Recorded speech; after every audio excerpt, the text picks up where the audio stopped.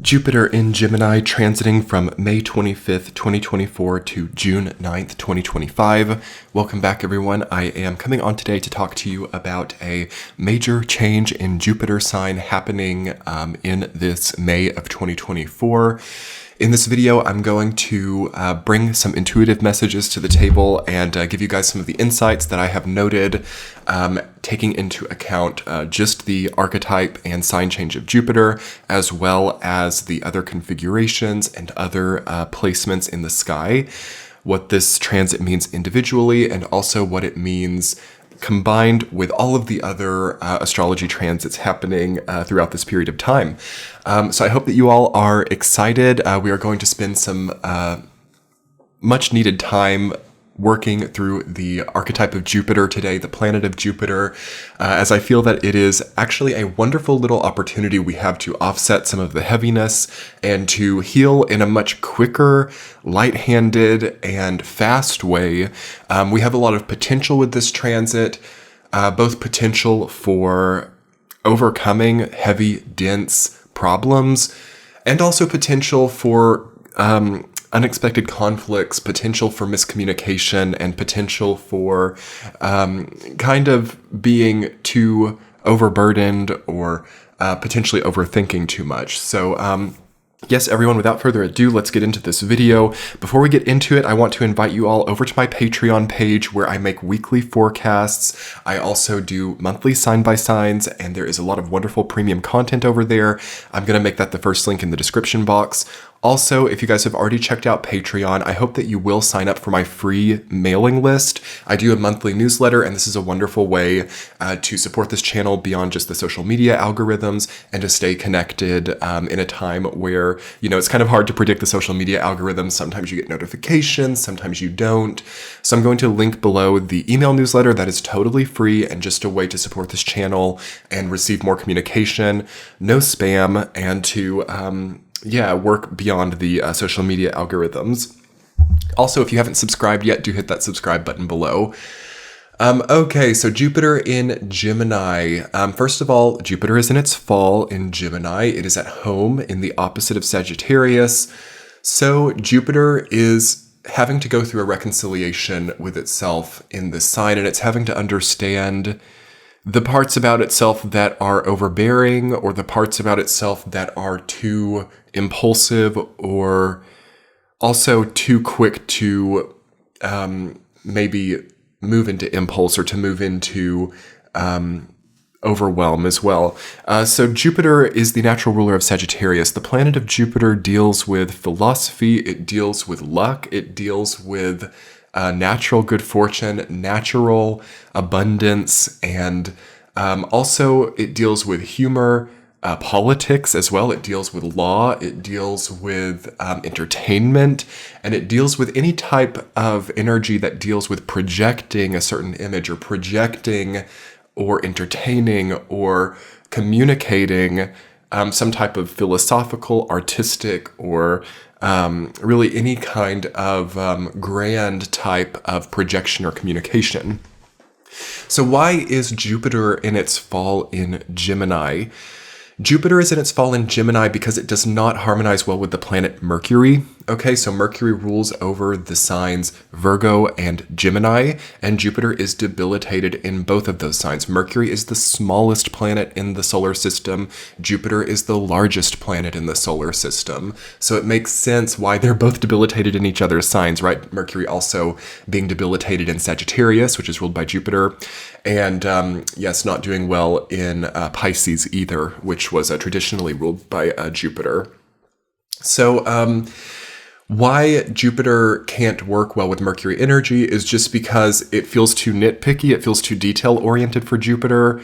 Imagining the thousands upon thousands upon thousands of Mercuries that could fit into Jupiter makes it too microscopic for Jupiter. It makes it too hard to quantify. All right, there's a crisis of quantification with Jupiter in Gemini.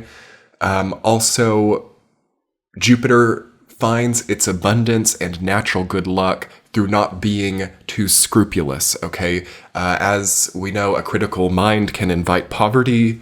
Therefore, the critical mind of Mercury conflicts with the abundance-oriented mind of Jupiter. So the problem that we have with Jupiter and Gemini at a collective level is we get into this sort of quantification crisis where we want to nitpick and we want to understand all of the little ways that the different elements of our lives combine. And we're quickly reminded, even in Jupiter and Taurus is great, but it already starts to happen during Jupiter and Taurus, so this will probably resonate for you right now.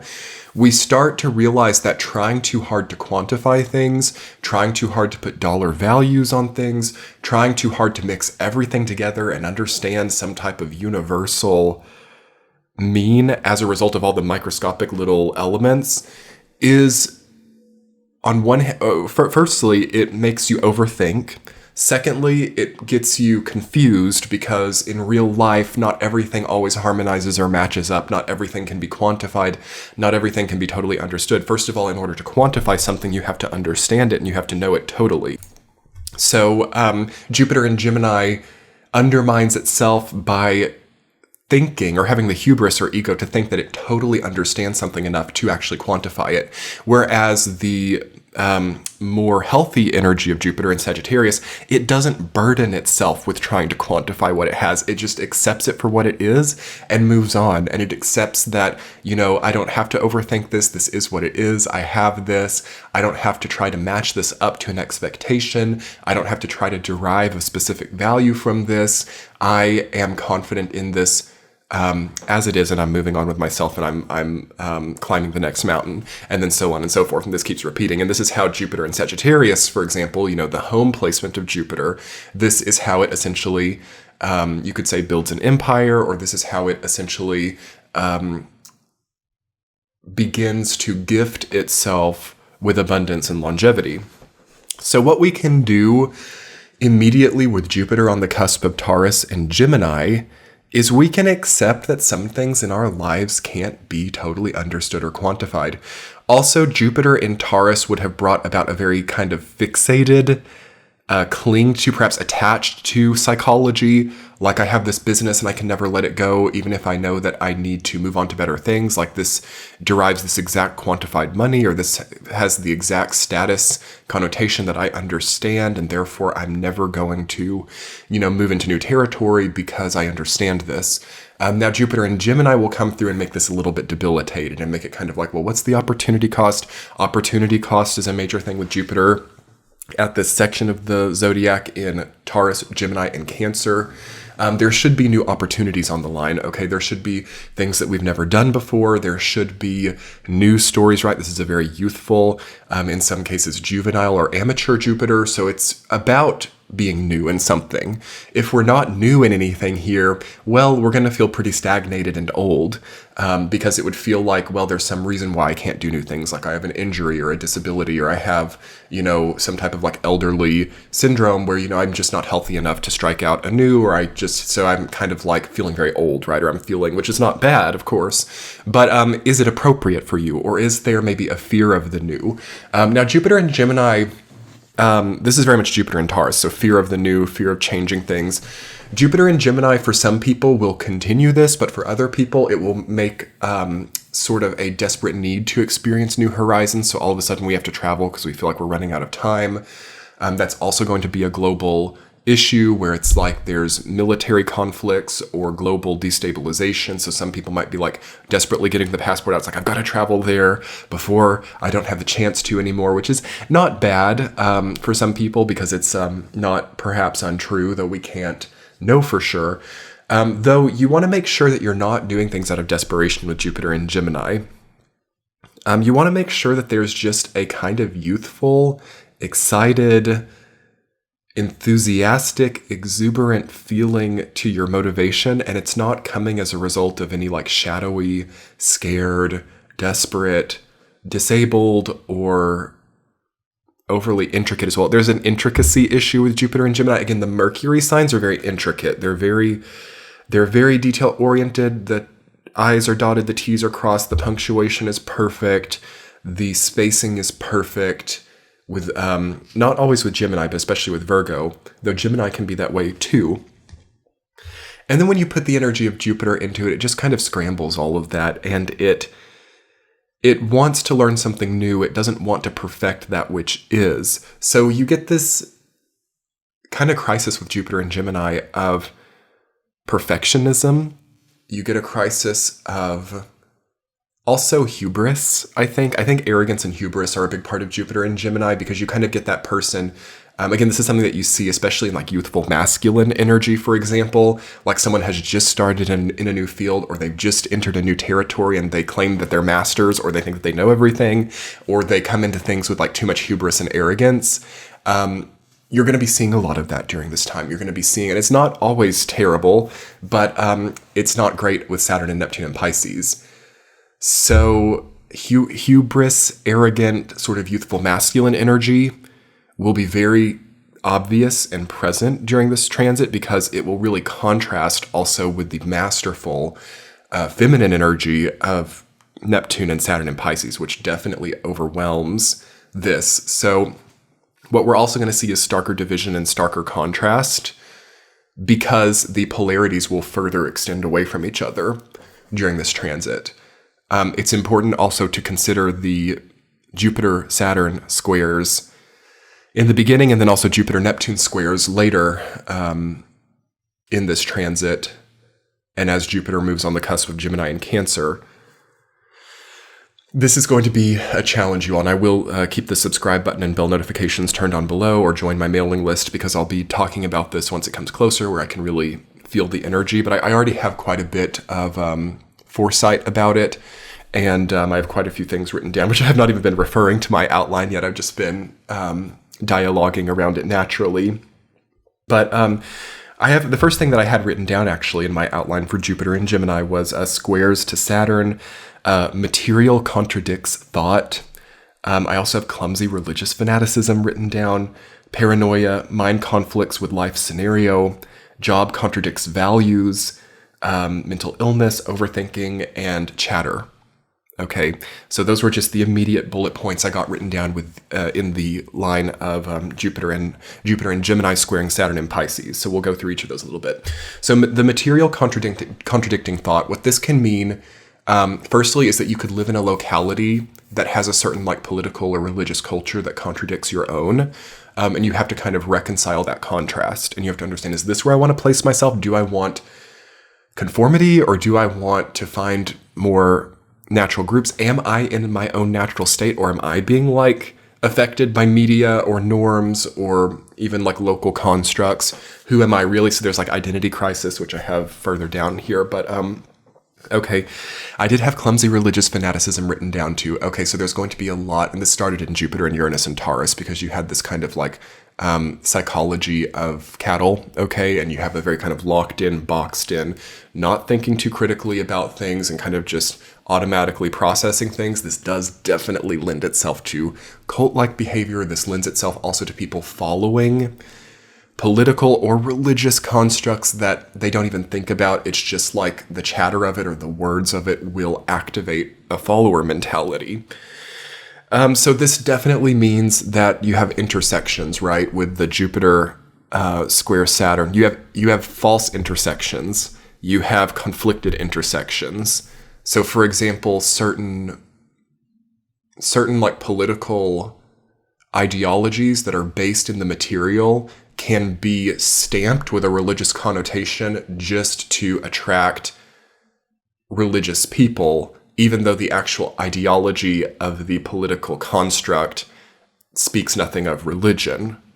So conflicted intersection is the outcome of Jupiter square Saturn, and then also Jupiter applying to square Neptune later in the transit. So you can basically have a lot of mishmash, you can have a lot of mosaic, which can be positive. There can be the overcoming, this would be the best possibility. There can be like overcoming of older religious divisions, the overcoming of older political divisions.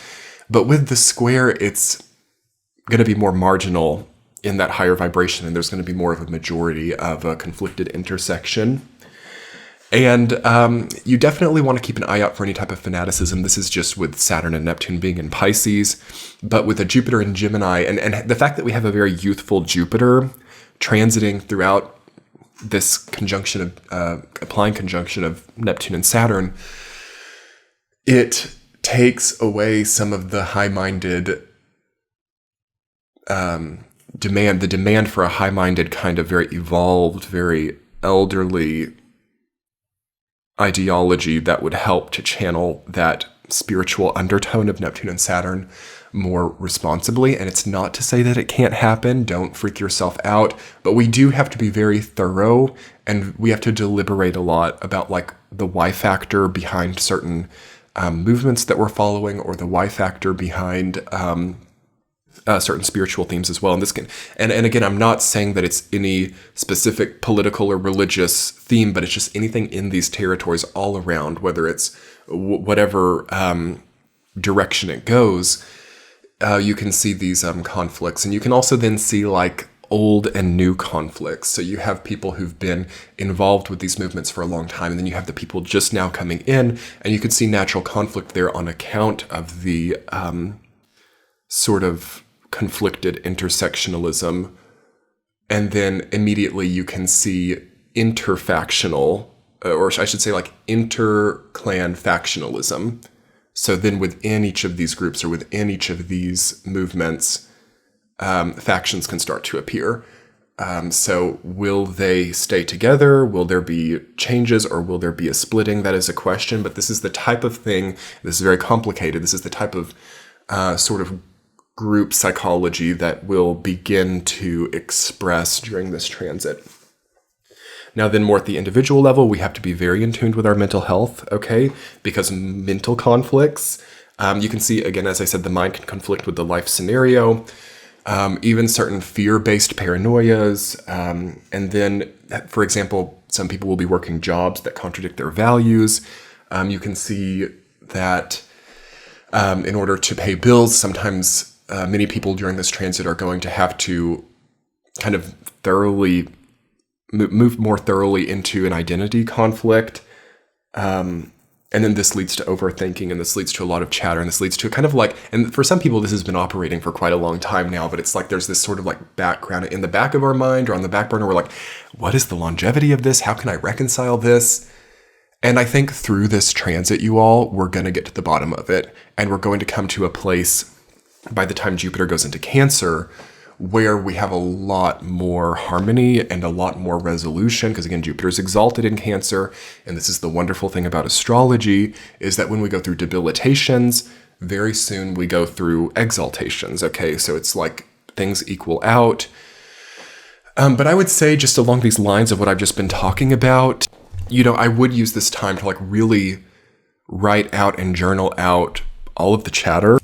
And like if there's any conflict, or if there's any unsureness or instability, you know, just keep moving through it. Just keep facing it. Just keep, you know, processing and mulling it over until you come out with a resolution, which could be like a year and a half or 2 years from now with Jupiter in Cancer.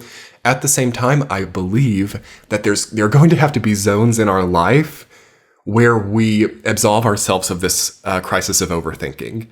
So maybe there's a room in the house, I don't know, that we go to where in this room, I don't do this overthinking. Or maybe there are days of the week, or maybe, because again, we're in 2024 Year of the Dragon when this is starting up. And this is one of the benefits of that archetype, and then also the snake archetype that comes afterwards, both of them. They have zones where they take the pressure off. So certain times of day, certain times of the month, and this is where like the calendar system and the clock system is really a powerful tool, or also a powerful oppressor as well. It depends on how we use it, right? Time systems and clock systems being a major make or break element of how we feel during these times. So we're either our own worst enemy or not. So what I recommend during this transit is having pre-planned vacations, having times of day that you don't worry about things, and then having times of day where you do, and where you make the pro and cons list. I'm seeing a lot of pro and con lists. I'm seeing a lot of a major detail orientation, and it probably will feel debilitated during this transit, but through this, there's also an opportunity for people who have especially people who have a good natal Jupiter energy, to really get some stuff off the plate and behind you and to solve things once and for all. But that final solution may not come until Jupiter in Cancer. It's also nice to get out of the mind during this transit as much as possible and be more embodied and more physical. So if you wanted to spend more time in the gym, for example, if you wanted to spend more time at travel, if you wanted to spend more time externalizing, it's not bad during this transit, and it's recommendable actually, because I just think that the silent thinking spaces could be debilitated here, because the mind chatter and the over communication, overthinking, overkill is definitely something that is continuing, especially with these squares. Okay, moving on. Something else I have written down is abundance of data, big thinking, and bark is bigger than the bite. Okay, so this is a very data-oriented, thought-oriented, communication-oriented transit. I do feel that some people can reach their wits' end and send like messages, emails, or correspondence that they regret. That's been something that's already been happening a lot. And I think that could reach a climax here. Watch out for impulsive text messaging, impulsive talking,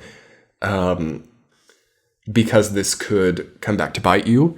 Or come back to bite one. I'm using the general you. Let's not be too specific like that. But and a lot of people will have a bigger bark than bite. So this can be like a threatening time period. Some people who have a tendency to want to be intimidating or want to, paper tiger is something that I would see here. Like people who really want to communicate a sense of power.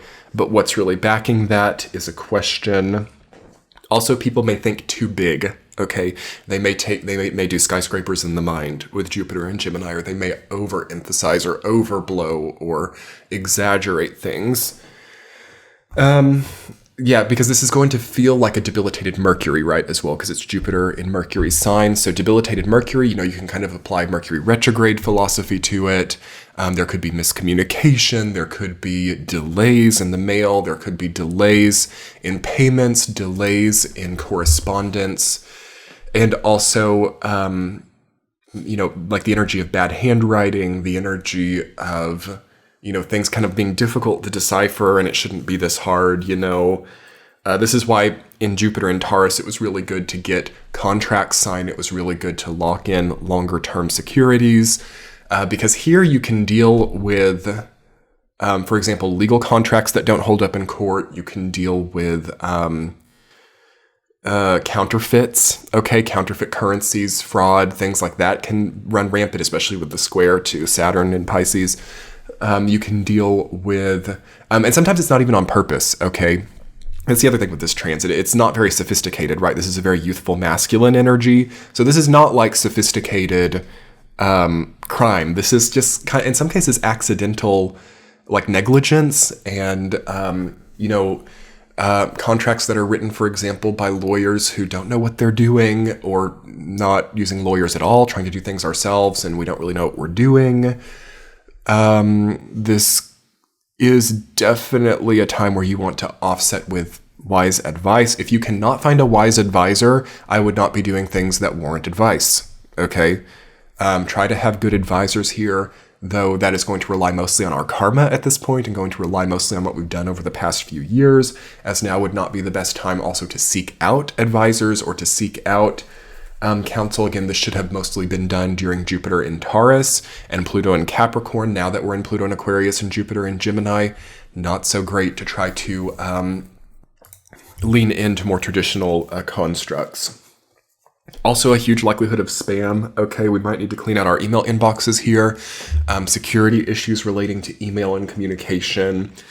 Security issues related to transportation, maybe new technology in cars. Watch out for that here. And moving on, a major growth and expansion of the information economy and the air economy. So this means social media. This means any kind of information economy, maybe new branches of the information economy, obviously AI and stuff with Jupiter and Gemini. But it could be, again, quite negligent or clumsy too. Again, a lot of that sophistication that we've been so accustomed to since about 2019 and 2020, we had a major growth of sophistication and prowess and incredible sort of, how would I explain it, almost like sage-like motivation, that's going to offset now, and that's going to really fade out, and we're going to get more into the juvenile territory. So this is like good news for people who really embarked a lot over the last few years and didn't let too much malaise or stillness overtake them, like was the majority tendency. Because now you just have that, and that can kind of keep on keeping on without having to put too much on the line here, because there's just a lot of hot air and dissipation and wasted time and energy that comes up with this type of energy. Now, I will also say that the growth that we see in the information and air economy, social media economy, that will contradict real momentums. So this means gassed up headlines, this means clickbait, this means a contradiction in these virtual spaces as to what's really happening. So I want, for those of you who participate in social media, or obviously everyone here participates in social media, as we are on social media right now.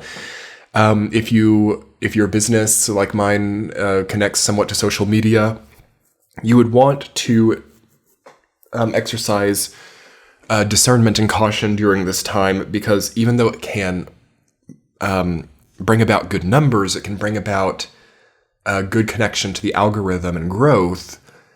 It needs to be discerned and very deliberate, because that growth might contradict some element of your real locality or some element of what's actually around you. So this is ungrounding, right? This is where, we're watching all the news headlines about the military actions thousands and thousands of miles away, and we're really making choices in our real locality about these things happening way over there. Not wrong, because it has connotation to everybody globally whenever there's military conflicts. But we have to be able to understand it on both lines. We have to understand what it means over there, what it means by proxy to us over there, and then also the real momentum of where we currently are. And we have to be able to work in all of these lines. This is the way that consciousness is evolving right now, is not combining everything together, but being able to work on all these different lines, and then having like a higher up level consciousness that integrates it all, yes, but you have to have it within layers. So understanding the layered nature of consciousness, understanding the layered nature of principle, understanding the layered nature of reality, okay, is something that is necessary for this transit. Otherwise, things can get very, very messy. And you might see people, letting certain news headlines totally cause them to go into reactionary tendencies, and they can bring about their own, fear just by being reactionary. So, for example, someone goes into a nervous rampage because they see some type of political crisis thousands of miles away, and maybe they go and they take all of the money out of their bank account because they're worried of like a banking collapse. And then, like some type of situation happens where, inflation, or even like the security concerns that having that all outside of the bank brings about a situation that, might reduce that, whereas the bank is still fine. So I'm seeing a lot of reactionary stuff, and I'm seeing like it doesn't, demean the fact that, maybe there's banking insecurity, but we just can't be too reactionary, and we have to have plans, and we have to be very methodical and security oriented during this time. And we really can't be doing all or nothing actions, like taking everything out of this and putting it into there. Again, I've cautioned against this with Saturn and Pisces. We really need to have kind of fixed, accepted, diversified elements. And yes, we want things in the house, and there are some things we want in the house, and there are some things we don't want in the house. Some things we want in the bank, some things we don't want in the bank. These are not all or nothing psychologies that we need to be working through here. It's the same also for like the body. There are some things we want in our body, some things we don't want in our body. We want real organic foods in there. We don't want fast food in there. There are some amounts that we want maybe in a stock or bond, and there are some things we don't want in that. Okay, we cannot be in reactionary gambler mindset, or contrarily, also too careful and too cautious and too reserved. This is such an important time for diversification and balance, whether we're talking money or food or any types of securities that we have right now. Also, I feel that matters of identity crisis will come up with this transit too. Jupiter in Gemini begins a process through Jupiter in Leo. So Jupiter in Gemini, Cancer, and Leo are identity generating motions of Jupiter. And it culminates in Leo, right? Leo is our identity. Leo is our face. Leo is our expression as a result of the internal nucleus of who we are.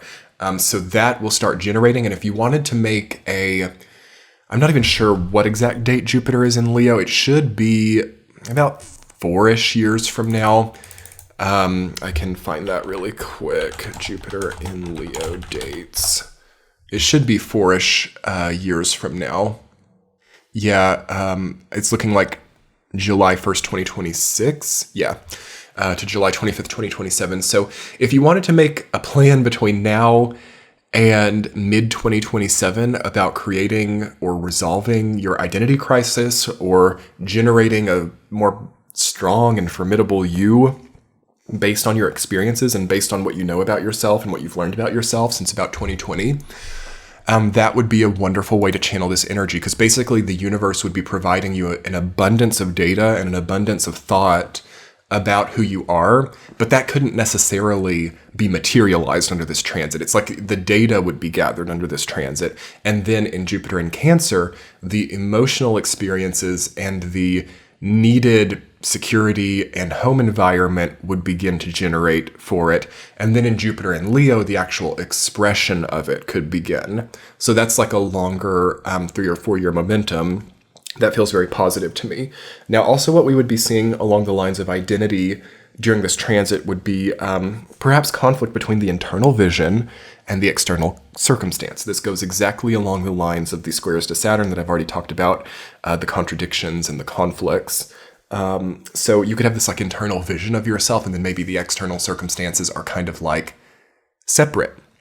And I wouldn't worry too much about that, because that would just be part of how the collective consciousness is growing right now. Firstly, you're not alone there. There could be a lot of isolation and a lot of, solitude still during this transit. And that might enforce this idea that we're alone in certain things, or other people aren't facing this. But it feels quite common to me right now for a lot of people to be having basically identity crisis and conflicts. Now, in the negative, ego meltdowns with Jupiter in Gemini. Ego meltdowns, again, that's something else that happens in the very youthful masculine. One of the shadows of it is like temper tantrums and meltdowns. And, when the hubris or the arrogance is contradicted, or a failure happens, or, we go in, going way too fast and rushing and using our energy so irresponsibly, wiping out our bank account, staying up all night, eating bad, and having a lot of attraction and, major hormonal stuff. This is like the shadows of the youthful masculine.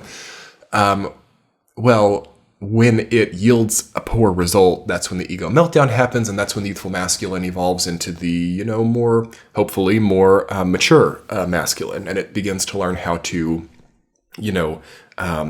categorize its energy better. It begins to learn what to participate in and what not to participate in, how to externally channel energy in a direct way, how to wield that and how not to wield that.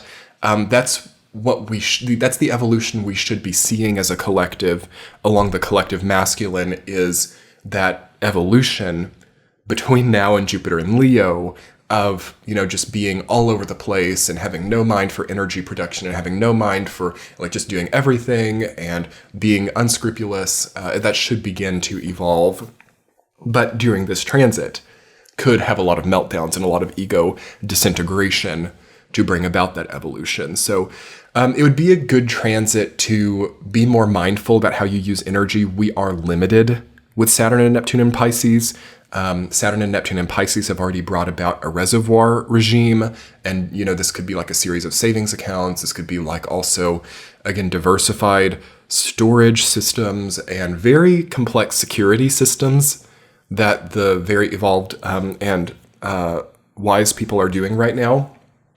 Now, this transit would contradict that and make us want to gamble, or make us want to put all of our eggs into one basket, or contradict that. So we just can't. We have to be very mindful, and it's maybe a good time to have a system of checks and balances, and to not succumb to any type of impulse when it comes to resources or even the channeling of energy. Being very careful about overworking still, being very careful about overtraining, overdoing things, and whether it's currency or life force energy or any resource that you have to be very methodical with how it's channeled here.